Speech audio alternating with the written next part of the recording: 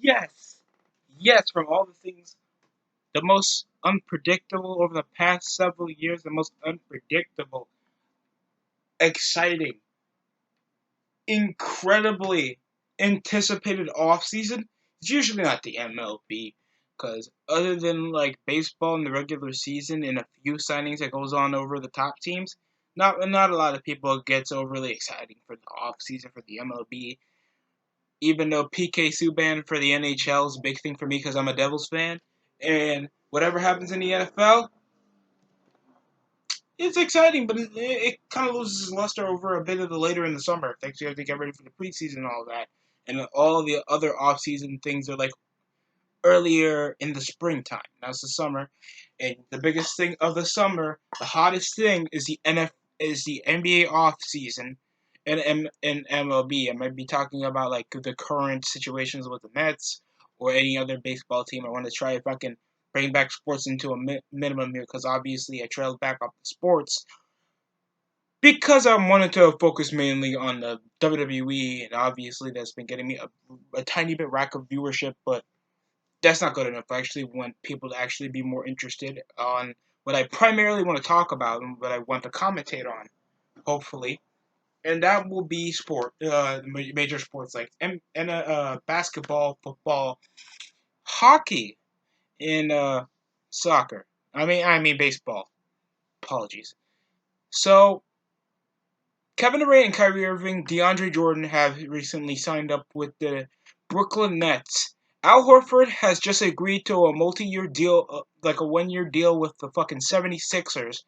And Jimmy Butler of the 76ers have just signed a multi-year max deal with the Miami Heat, with Damian Lillard also gaining a super max for the Portland Trailblazers over a few like tremendous years of averaging like above 25 points, making it to both All-Star teams and obviously doing well for himself. So this off season has been crazy because my favorite team is of course the Miami Heat, and I thought we were going to not be that vocal like we were last season because obviously we were suffering from a couple of injuries. We made the playoffs because D Wade was returning, Gordon Dragic was having a decent assisting year, and Josh Richardson was revamping himself to be one of the premier scorers for the Miami Heat. Whatever lured Jimmy Butler to the Miami Heat after what happened last offseason when we thought we could get him, but we failed to score a deal with him, he stayed in the Minnesota Timberwolves until a game-changing trade happened with the Sixers later before the deadline, and Jimmy Butler stayed with the 76ers. Now, I've really thought Jimmy Butler would actually resign with the 76ers because I thought that was a more premier group for him, but obviously he wants to be a top guy. And of course, a team like the 76ers that already have a huge personality in Joel Embiid, and he has to butt heads with some guy that's obviously trying to win now and is some super competitive dude like Jimmy Butler. I don't know what drove him into being in the Miami Heat after the trade. And it comes to a deal where Jimmy Butler's now in Miami Heat. That's crazy to me because obviously over the abundance of contracts that we have involving Dion Waiters, Hassan Whiteside, Gordon Dragic, Kelly Olynyk, what the hell? We're still even paying for Chris Bosh over all this time, and yet we get a great premier superstar in his prime in Jimmy Butler. This is a freaking late bloomer, and over the controversy he got over the previous offseason involving the Minnesota Timberwolves and the Young Bucks. The young players like Andrew Wiggins and Cat. Obviously, I think he would just fit better in more contending and more, visibly contending team like the 76ers if it wasn't for that game winner Kawhi Leonard had with the Raptors. And either way, even if Kawhi or Jimmy won their NBA Finals, I feel like the both of them would still leave. I would hate to say that, you win the NBA championship and you leave. Because I don't think that happens. Usually, if you even thought of, even if you were a rental talent, you obviously want to try a second chance with the team that you want to first your NBA championship with. And obviously, if I was Kawhi Leonard, I would try to get my ass away from the Eastern Conference for a while. after noticing that Kyrie and Kevin Durant are on the same team, plus they got a great dunker, rebounder, and second chance scorer like DeAndre Jordan. Plus, Derrick Rose obviously signed with the somehow signed with the Detroit Pistons, and this will be like a weekly or daily thing with me. Usually, I'm not that vocal when it comes to the NBA until like you saw my a few of my reviews over the playoffs, and obviously people will be talking about the offseason for majority of the summer. There will obviously be the talent pool, and you get to see what goes on over the summer league. So obviously, even though the NBA regular season and the playoffs are done, basketball will still be talked about. NBA will still be talked about. And that gives a lot of people a lot of, clickbait and a lot of viewership. So I'm not trying to eat on it, but I obviously want to talk about it because I'm a big fan of the NBA as well as the NFL. And stuff like this just wants to keep my mouth chirping until I go to sleep. So this is really big. Obviously, getting uh, two premier stars for the shot of like a great finally an all-star out of D'Angelo Russell. And after getting the Brooklyn Nets to the playoffs, that haven't happened since 2015. It kind of hurts my heart because I thought D'Angelo Russell kind of built a relationship with the team. Obviously, a great bench, good chemistry, great outside skill with two great rebounders, and I think a future star in Jared Allen. Joe Harris, that was the 3-point contest winner. Obviously, have good premier stars, and I thought if like you got Durant and D'Angelo Russell, that would be it. But he's already interested in the Lakers, so I might see something about D'Angelo Russell returning to the Lakers. And this is without Magic Johnson that they got Anthony Davis. I don't know about Al Horford joining the 76ers though, because they already got Joel Embiid. Obviously, they're trying to use that for huge depth and a big man, because I think all they had for the Sixers was Mike Muscala. Joel Embiid was like, it's not good enough. So all they have right now, if I can say the roster,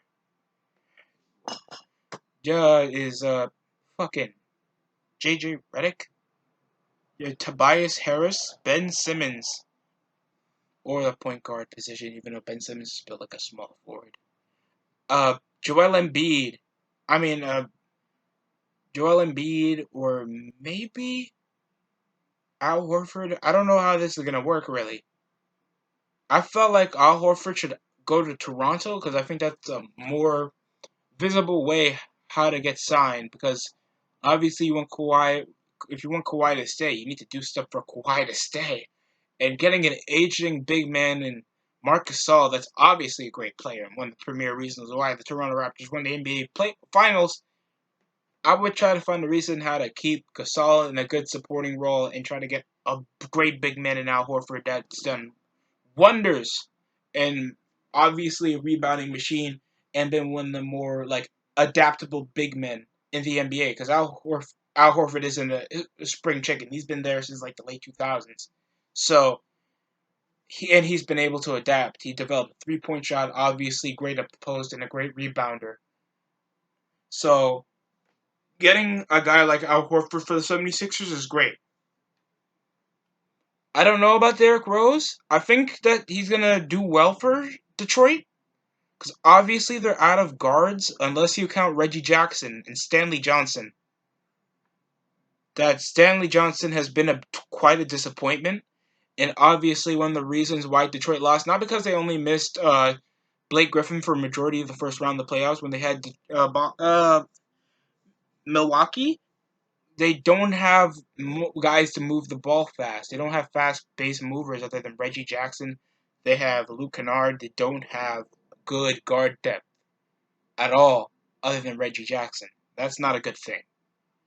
So Derrick Rose is a great player. He obviously had a comeback season, dropping 50. He's been one of the premier reasons why the Minnesota Timberwolves had semi competitive games against Spurs, Lakers, Chicago. He did wonders for Minnesota for the past 2.5 seasons. So him coming back to the Eastern Conference after his last few disappointing years in Chicago, not the best reputation he had when he came to New York, being back to his old ways in Cleveland, and now he comes back to Detroit.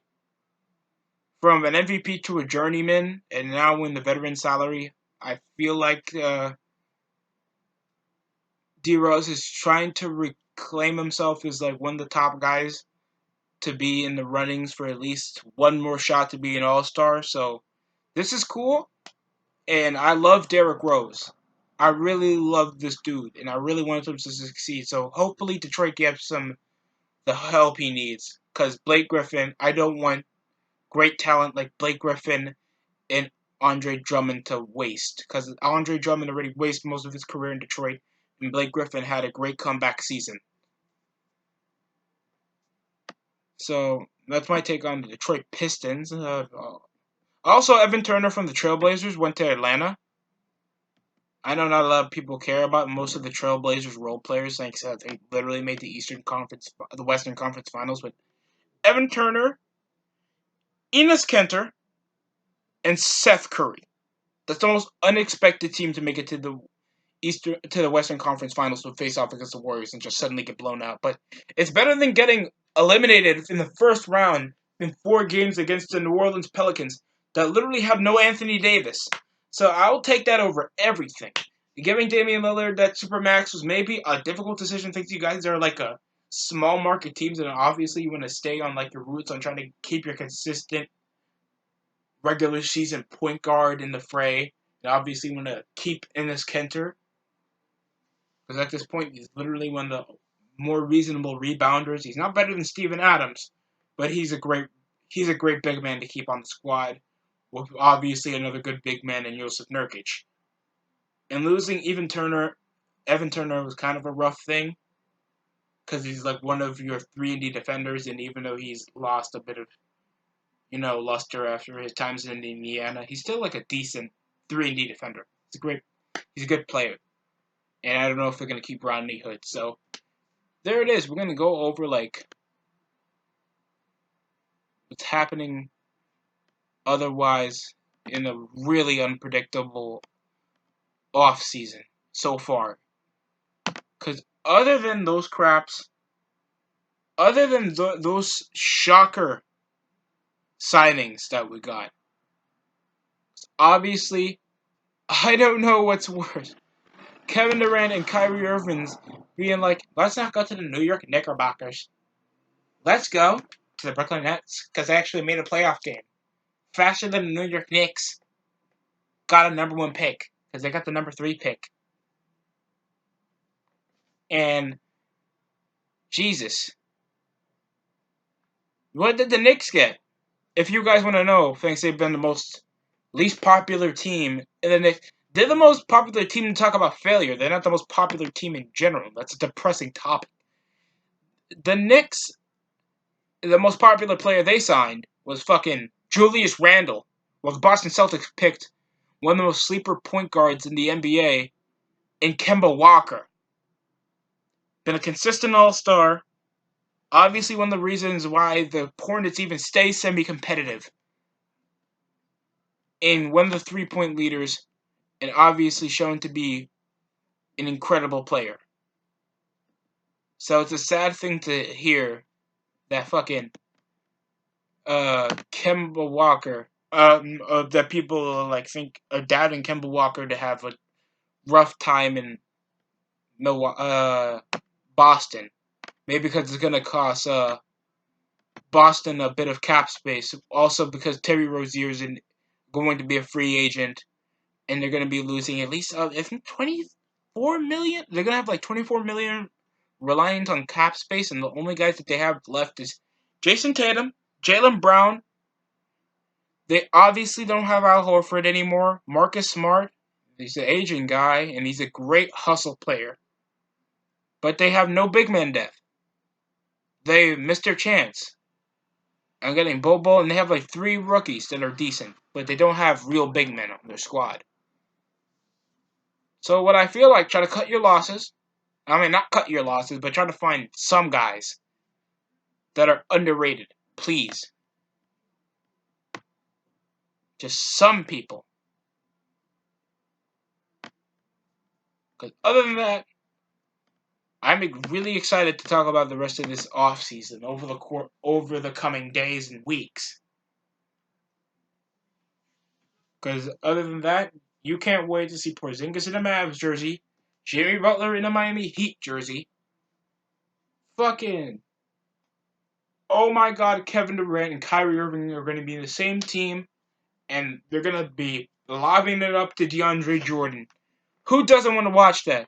New York needs it. Brooklyn obviously wants to contend, especially how ambitious their owner is and how really, really supportive Nets fans are.